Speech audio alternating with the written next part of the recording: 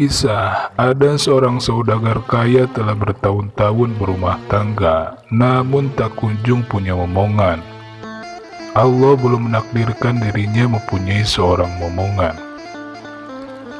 Hai istriku, sebaiknya kita bernazar kepada Allah, kata saudagar itu kepada istrinya. Suatu ketika, jika kita diberi anak laki-laki, aku akan memotong kambing yang besar dan lebar tanduknya sejengkal.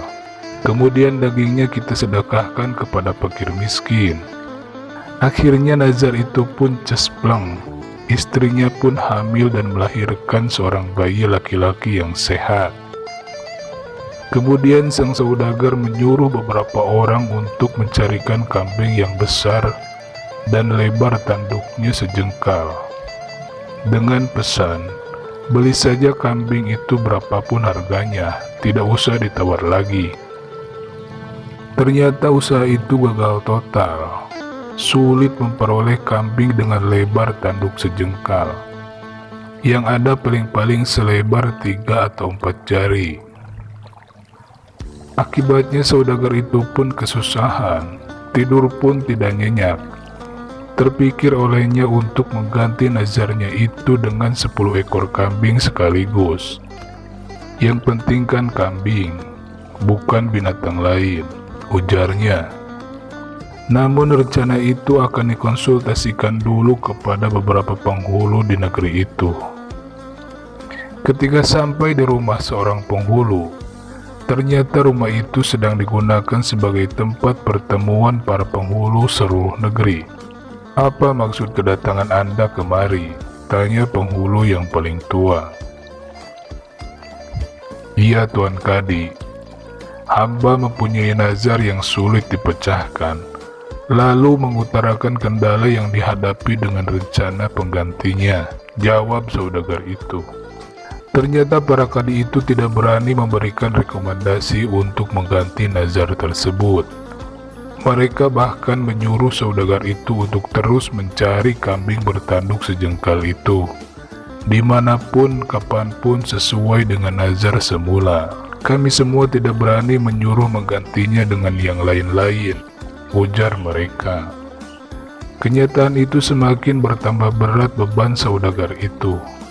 Ia pun mohon diri untuk pulang ke rumahnya. Mulailah ia berpikir untuk pergi ke Baghdad menghadap Sultan Raja Harun al-Rasyid, raja yang adil, arif dan bijaksana.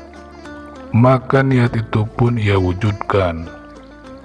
Sesampainya di sana, kebetulan Baginda sedang duduk di balarium bersama beberapa orang menteri. Hai anak muda, engkau berasal dari mana? Tanya Baginda Harun al-Rasyid. Ya Tuanku Shah Alam, ampun beribu ampun. Adapun hamba ini berasal dari negeri Kopiah, jawab sang saudagar. Apa maksudmu datang kemari hanya untuk berdagang? Tanya Baginda Sultan. Iya Tuanku, hamba datang kemari ingin mengadukan nasib hamba kepada Tuan, jawab saudagar tersebut. Katakan maksudmu, supaya bisa aku dengar, titah Baginda Raja. Maka diceritakanlah perihal nazar itu sampai kepada keputusan para penghulu negeri Kopiah, dan niatnya menemui Baginda Sultan Harun al-Rasyid. Selanjutnya hamba memohon petuah dan nasihat dari Baginda Raja, agar hamba dapat melepas nazar hamba itu dengan sempurna. Tutur saudagar itu dengan nada yang mengiba. Baiklah, datanglah besok pagi. Insya Allah aku dapat memberi jalan keluar bagimu, kata Baginda Raja. Saudagar itu pun mohon pamit dengan hati berbunga-bunga kembali ke penginapannya. Alkisah, Sultan pun bingung memikirkan nazar saudagar itu. Sepanjang siang dan malam ia tak dapat memejamkan matanya. Dengan apa nazar itu akan dibayar bila kambing bertanduk sejengkal itu tidak dapat juga? Diganti dengan yang lain haram hukumnya. Malam harinya beliau mengumpulkan para kadi dan alim ulama di istananya. Kepada mereka beliau menyatakan keresahan hatinya sehubungan dengan nazar saudagar dari kopiah itu. Tolong berikan pertimbangan kepadaku malam ini juga, karena aku sudah terlanjur berjanji kepadanya untuk menerimanya besok pagi. Titah Baginda Sultan, atau aku akan mendapat malu besar. Titah Baginda Sultan.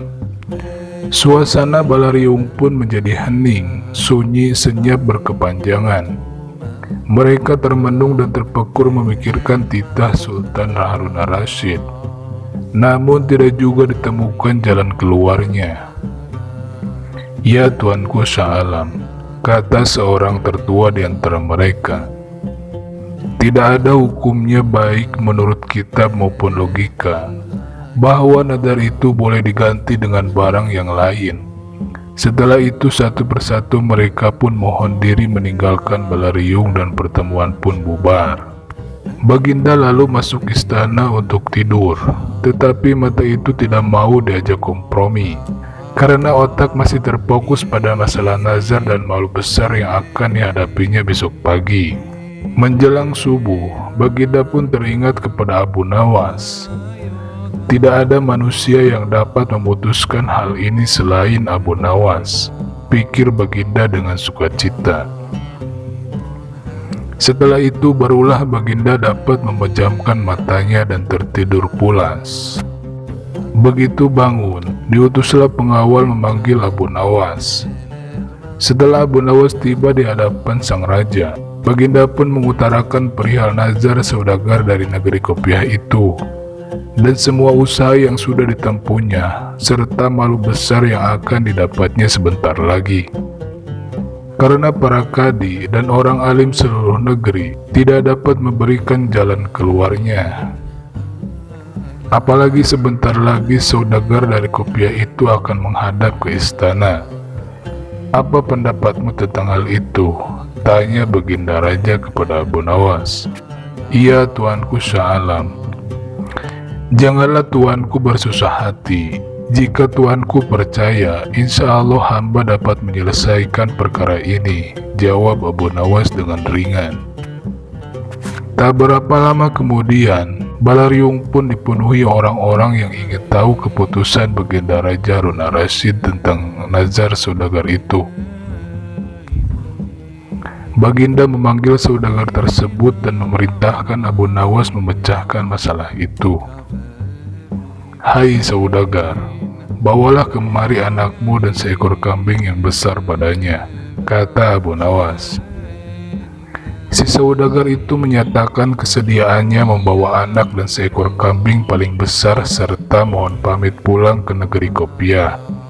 Baginda Sultan pun masuk istana, melanjutkan tidurnya, dan pertemuan pagi itu pun bubar. Sesuai dengan janjinya, saudagar itu pun datang kembali ke Baghdad beberapa hari kemudian.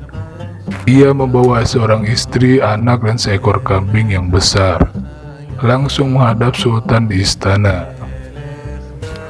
Datang juga engkau kemari, hai saudagar, kata Baginda Raja. Tunggulah sebentar, aku akan kumpulkan penghulu dan rakyat. Kemudian Baginda menyuruh memanggil Abu Nawas. Akan halnya Abu Nawas, ketika mengetahui ia akan dijemput ke istana, ia pun pura-pura sakit. Baginda Sultan yang diberitahu hal itu memaksa agar Abu Nawas dibawa dengan kereta kerajaan. Maka berangkatlah Abu Nawas ke istana dengan mengendarai kereta kencana yang ditarik 2 ekor kuda, layaknya seorang raja. Mengapa kamu terlambat datang kemari? Tanya Baginda Raja. Wahai tuanku, hamba terlambat datang karena kaki hamba sakit, jawab Abu Nawas. Hai Abu Nawas, saat ini telah datang kemari saudagar itu bersama seorang istri, anak, dan seekor kambing yang besar badannya. Coba selesaikan masalah ini dengan baik. Baiklah Baginda, kata Abu Nawas. Akan hamba selesaikan masalah ini. Bukan main senangnya hati Baginda Raja mendengar jawaban itu. Abu Nawas pun menarik kambing dan anak saudagar itu. Jari tangan kiri anak tersebut dijengkalkan ke tanduk kambing tersebut. Baginda Sultan pun dan seluruh yang hadir di Balariung heran memikirkan ulah Abu Nawas. "Ya tuanku, hamba mohon ampun," kata Abu Nawas. "Jika hamba tidak salah ingat, saudagar itu mengatakan bahwa lebar tanduk kambing itu sejengkal. Karena yang dinazarkan anak ini, jari anak inilah yang hamba jengkalkan ke tanduk kambing tersebut. Dan ternyata pas benar. Jadi kambing ini boleh disembelih untuk membayar nazar. Itulah pendapat hamba. Jika salah, hamba serahkan keputusannya kepada Baginda dan semua orang yang hadir di sini." "Pendapat Abu Nawas aku kira itu benar," kata Baginda Raja dengan sangat meyakinkan. Bukan main senangnya hati saudagar itu, karena ia dapat membayar lunas nazarnya tersebut. Maka diberikanlah hadiah kepada Abu Nawas berupa uang 100 dirham. Kemudian ia pun mohon pamit kepada Sultan dan pulang ke negerinya.